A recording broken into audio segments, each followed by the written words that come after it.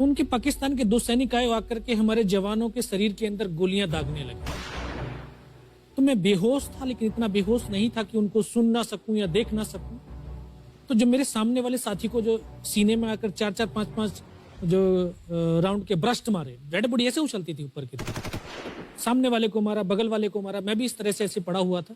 उसने फर्स्ट में यहाँ पर ब्रस्ट मारा, फिर मेरे पैर में 2 जगह पे मारा। उसको मैं देख रहा हूँ कि धुआं निकल रहा है, लेकिन उस गोली की पीड़ा को चुपचाप पड़ा सहता रहा और उनको यकीन हो गया कि इनमें से कोई जिंदा नहीं। फिर बहुत गालियां दी, बूट की ठोकरें मारी। फिर काफी देर के बाद में उनका जो कमांडर था उसने बोला कि इनके वेपन उठा लो, और नीचे जो हिंदुस्तान का पोस्ट है उसके ऊपर दूसरे जो उनके साथी थे उनको सूचना दिया, उसके ऊपर कब्जा हमला कर दो।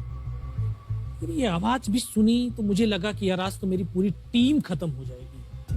तब ऊपर वाले से एक ही प्रार्थना करी कि मुझे इतने जिंदा रख दे कि मैं अपने साथियों तक सूचना दे सकूं और उनको बचा सकूं।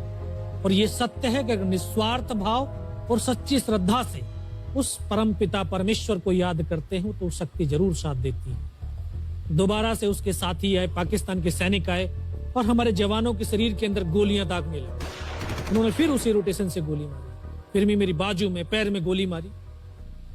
और तब तक एक विश्वास भी मैंने पैदा कर लिया था कि अगर इसने सर और सीने में गोली नहीं मारी, चाहे मेरा हाथ पैर दोनों ही काट करके ले जाए, मैं उफ तक नहीं करूंगा और मैं जिंदा रहूंगा।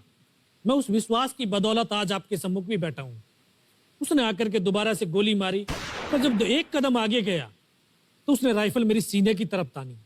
तब मुझे लगा यार अब नहीं बचूंगा। लेकिन कहते हैं कि जाको राखे साइयां मार सके ना कोई। और ये इस देश को हम भारत माँ बोलते हैं। जब तो बच्चे थे एहसास नहीं था, आज पता चलता है इसको माँ क्यों बोलते हैं, क्योंकि ये भारत माँ जैसा दायित्व और कर्तव्य का निर्वाह भी करती है। ये अपने बेटों की वीरता, शौर्य और पराक्रम को कभी दफन नहीं होने देती है। वाह क्या बात।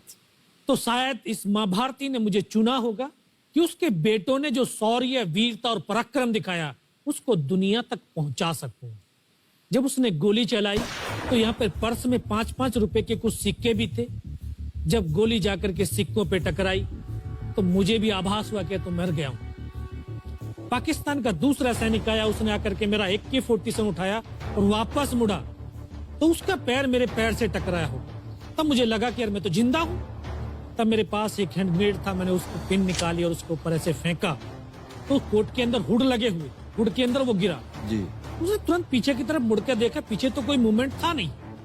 तो जब तक वो ग्रेनेड को निकाल पाता ग्रेनेड फट गया। यहाँ से उसका पूरा सर उड़ा और वो हमारे ऊपर आकर के गिरा। जो पाकिस्तान के दूसरे सैनिक थे उनमें खलबली मची कि इनमें से कोई जिंदा है, कुछ बोले जिंदा नहीं, नीचे से रिइंफोर्समेंट आ गई।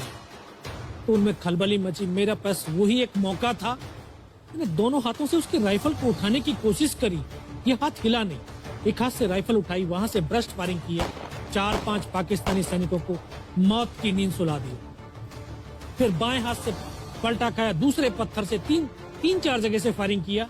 तो जो उनका मोमेंटम था, जो हौसले थे, परस्त हो चुके थे, वो भाग खड़े।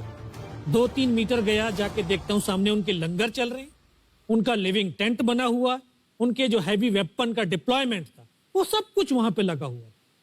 उस समय जहन के अंदर एक ही पागलपन था, अपने साथियों को बचाना। फिर मैं वापस धीरे धीरे रेंगता हुआ अपने साथियों तक आया। फिर मुझे लगा कि इनमें से हो सकता है मेरी तरह कोई साथी होगा, जिंदा होगा। उनको देखा, किसी का सर फटा हुआ था, किसी के फेफड़े निकले हुए थे। बहुत देर बैठकर रोया भी, फिर अपने आप को संभाला। चारों तरफ बर्फ ही बर्फ, पहाड़ी पहाड़। यह भी पता नहीं कि हिंदुस्तान किधर है, पाकिस्तान किधर है। 2.5 साल की सर्विस, 19 साल की उम्र, न उम्र का तजुर्बा न सर्विस का अनुभव, जाऊं तो जाऊं कहां। तभी एक ऐसी शक्ति थी जो साथ दे रही थी। जब इसी शक्ति का आवाज हुआ, उसकी आवाज का आभास हुआ कि बेटा इस नाले से नीचे लुढ़क जा, मैं बहुत 500 मीटर लगभग नीचे रोल करता हुआ आया और अपने साथियों जो नहीं चढ़ पा रहे थे दुश्मन की भारी फायरिंग की वजह से, वहां तक पहुंचा। फिर उन्होंने मुझे पकड़ा, वो फर्स्ट एड दिया। फिर वहां से जो हमारे कमांडिंग ऑफिसर थे कर्नल कुशाचंद ठाकुर, फिर उनको सूचना दिया। तो ये लगभग 1:30-2 बजे का समय था। वहां से फिर कमांडिंग ऑफिसर तक मुझे ले जाया गया। फर्स्ट एड तो हुआ, लेकिन ब्लड इतना निकल चुका था कि दिखाई देना बिल्कुल बंद हो गया था। जब उनके पास पहुंचा तो उन्होंने बोला, बेटा मेरे को पहचानता मैं कौन हूं? बस अब आवाज सुनाई दे रही है। बोला, मैं तेरा commanding officer colonel Kushal Chand Thakur. मैं, जय हिंद साहब, बहुत तेज सर्दी लग रही है। तो उनका जो लिविंग टेंट था उसमें के अंदर लेटाया, 3-4 स्टॉप जलवाए, थोड़ी सी गर्मी महसूस हुई। मैं कहा, साहब थोड़ा सा पानी पिला दे। बोला, ठीक है पानी पिलाते हैं। तभी डॉक्टर साहब आ गए, उन्होंने ग्लूकोज की बोतल पिलाई, थोड़ी सी एनर्जी महसूस हुई। उन्होंने बोला, बेटा कुछ बता सकता? मैं कहा, सब बता सकते हैं। तो उनको बताया कि सर ऊपर ये घटनाक्रम हुआ है और ये वहां की इंफॉर्मेशन है। तो लास्ट में उन्होंने बोला कि बेटा जवान की रिक्वायरमेंट क्या है? मैं कहा, साहब जवान की रिक्वायरमेंट अम्यूनिशन और फील्ड पट्टी की है। बोला, खाने के लिए नहीं चाहिए? सर भूख नहीं लगती। बस इतना कहते कहते तभी डॉक्टर ने कौन सा इंजेक्शन लगाया, फिर मुझे पता नहीं कहां पर हूं। फिर होश आया 3 दिन बाद, देखा ऊपर पंखा चल रहा है। पता चला कि 92 बेस हॉस्पिटल श्रीनगर, और वहीं से मुझे बेस हॉस्पिटल दिल्ली रेफर कर दिया और 16 महीने तक उस हॉस्पिटल में मैं रहा। 16 महीने तक आपका इलाज चलता रहा? जी। और वहीं पर हॉस्पिटल में ही मुझे पता चला कि 15 अगस्त 1999 को जब ये परमवीर चक्र का जो अनाउंसमेंट हुआ, तो वो वहां पर ही मुझे पता चला। या सर।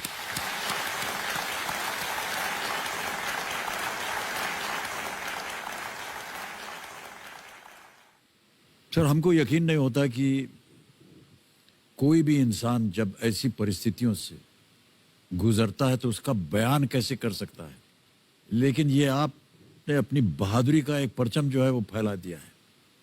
15-15 गोलियां आपने खाई हुई अपने शरीर में, और सोच रहे हैं आप केवल देश के बारे में, सर देशभक्ति के बारे में। सैनिक के लिए सैनिक इंपॉर्टेंट नहीं है, उसका राष्ट्र इंपॉर्टेंट है।